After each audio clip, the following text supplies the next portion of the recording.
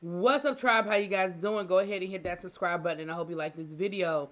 Bad news this morning, you guys. I woke up to the story of what happened in Colorado. Let me just give you guys a brief overview of it.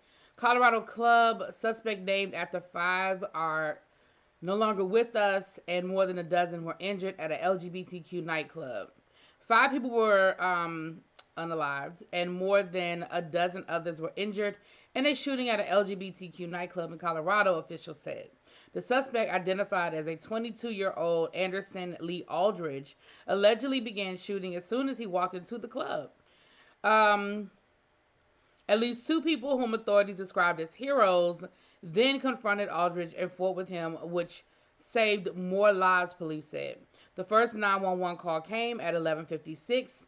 At least 2 guns, including a long gun, were recovered from the scene. Police said the shooting is being investigated as a hate crime.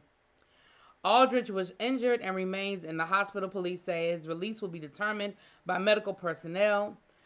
Patients were also taken to UC Health, Memorial Hospital Center. Officials are in the process of identifying the victims. Club Q described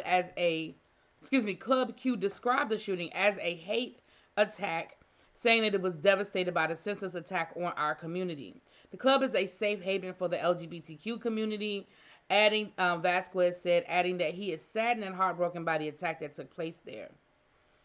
The official statement from GLAAD says this: our hearts are broken for the victims of the horrific tragedy in Colorado Springs and their loved ones. This unspeakable act has robbed countless communities of their friends and family and an entire community's sense of safety. You can draw a straight line from the false and vile rhetoric about LGBTQ people spread by extremists and amplified across social media to the nearly 300,000 anti-LGBTQ bills introduced this year to the dozens of attacks on our community like this one. Colorado Governor, Jared Polis tweeted, "My heart breaks for the family and friends, for those lost, injured, and traumatized in this terrible shooting." Before thanking the first responders who responded swiftly this morning. Prayers and thoughts are with the victims, families, and friends. We thank the quick response of the heroic customers that subdued the government and ended this hate attack. That was from the club. That was an official statement from the club. And Colorado Senator John Hickenlooper described the shooting as horrendous, tweeting the following: horrendous to hear about the shooting at Club Q in Colorado Springs. An unspeakable act. We have to protect LGBTQ lives from this hate.